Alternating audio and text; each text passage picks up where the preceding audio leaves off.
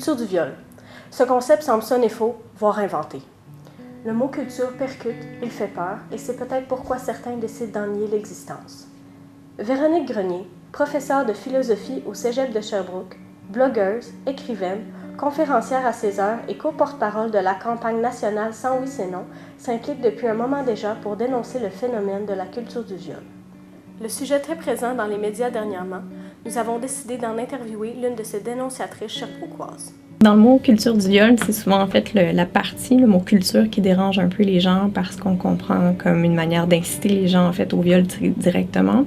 Ce qu'on peut vouloir dire en fait par là, c'est un peu peut-être comme l'air ambiant, je le mets vraiment entre guillemets. Donc c'est l'ensemble des éléments à l'intérieur de la culture dans laquelle on est autant occidental en fait qu'ailleurs, qui fait en sorte que les individus vont être plus ou moins orientés par certains types de comportements qui, oui, vont venir banaliser, normaliser et ultimement un petit peu favoriser les agressions à caractère sexuel ou du moins les violences à caractère sexuel. Plusieurs individus en fait vont dire que ça existe pas parce que justement on dit pas aux gens d'aller violer, que c'est ridicule. On va dire que il y a des fausses agressions, ben pas des fausses agressions mais des faux témoignages qui sont rapportés. On va dire que les femmes se victimisent aussi de manière générale dans la société et donc qu'il y a pas de problème et que non, on n'encourage pas. Fait que souvent c'est le genre de discours en fait qui vont être rapportés, qu'il n'y a pas de double standard, donc on va nier en fait un certain nombre de choses, dont les statistiques même aussi qu'on va utiliser pour parler du nombre d'agressions. Tu participes à des conférences en lien avec la culture du viol. Est-ce que tu pourrais nous en parler, nous dire un peu ça consiste à quoi, est-ce que ça marche bien, etc.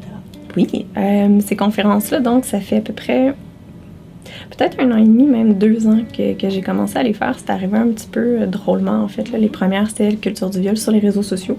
Fait que c'était d'exprimer comment, en fait, il y avait ce type de violence-là sur les réseaux sociaux. Ça fait 1 an que je la roule avec Corias, en fait. Puis j'en ai fait aussi quelques-unes toute seule. Fait qu'à chaque fois, on a à peu près 100-150 personnes qui viennent. C'est important qu'à chaque fois, quand vous êtes engagé dans une relation sexuelle avec quelqu'un, que le consentement, donc, soit clair, qu'il soit éclairé et que la personne ait toujours la possibilité aussi, donc, de pouvoir le retirer.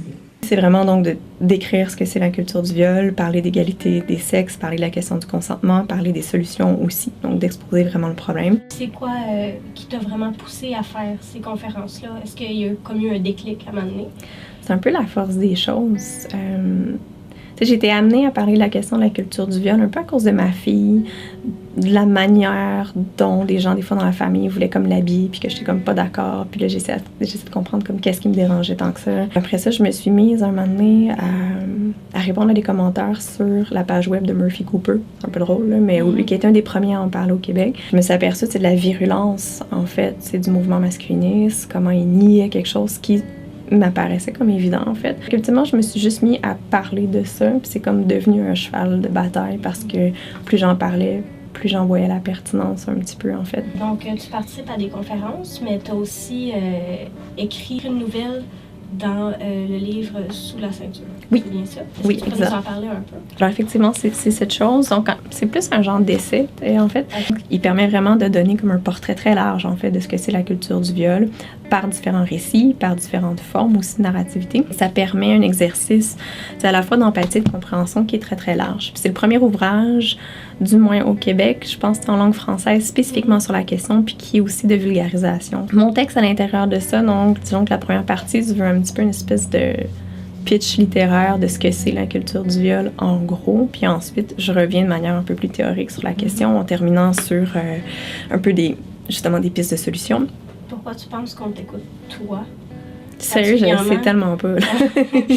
Je pense qu'à priori, je suis pas un individu qui est comme super menaçante. Je pense que ça joue, mon format, machin, je pense que ça joue pas beaucoup. Je pense que ma manière d'amener les choses aussi se veut assez vulgarisante. J'ai pas non plus un discours qui est moralisateur. Je pense que ça joue. Ultimement, je veux que les gens juste entendent et réfléchissent, point. C'est pas de cogner sur un clou pour que ça rentre. Je veux dire, voici cette chose, utilise ensuite ton appareillage critique pour voir, va valider, va mesurer, c'est correct, mais sache que je pense que cette approche-là aussi est quand même gagnante dans la manière d'approcher les gens.